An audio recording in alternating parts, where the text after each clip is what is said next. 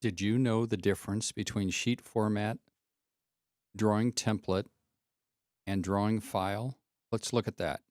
So the sheet format is the basic building block. It contains the paper size, the title block geometry and annotations, which is what you see when you say edit sheet format.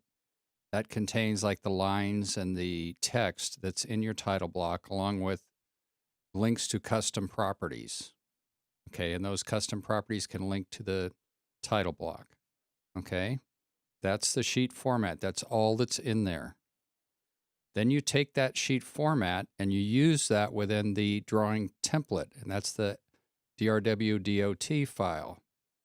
Okay, so that's the first thing that is used in the drawing template.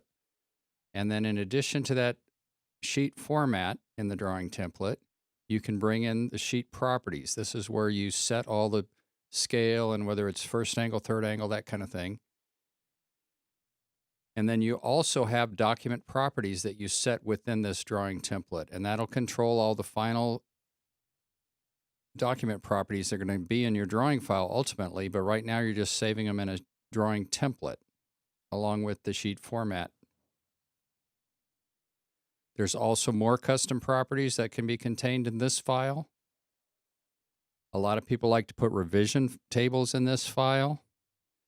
And so this is all the stuff that you can save within the drawing template. Notice the sheet format is separate. That's something we built up ahead of time. Then you take that stuff and you choose a drawing template. So now you're starting your brand new drawing file and you choose a drawing template, and that has all that information we just went over. Then you bring in your notes and drawing views, of course, into your drawing. You can add a bill of materials if you'd like. You can add more custom properties. And subsequently to this, or right now, you can change out the sheet format. You cannot change out the template information, but you can change out the sheet format, which has the title block and the paper size.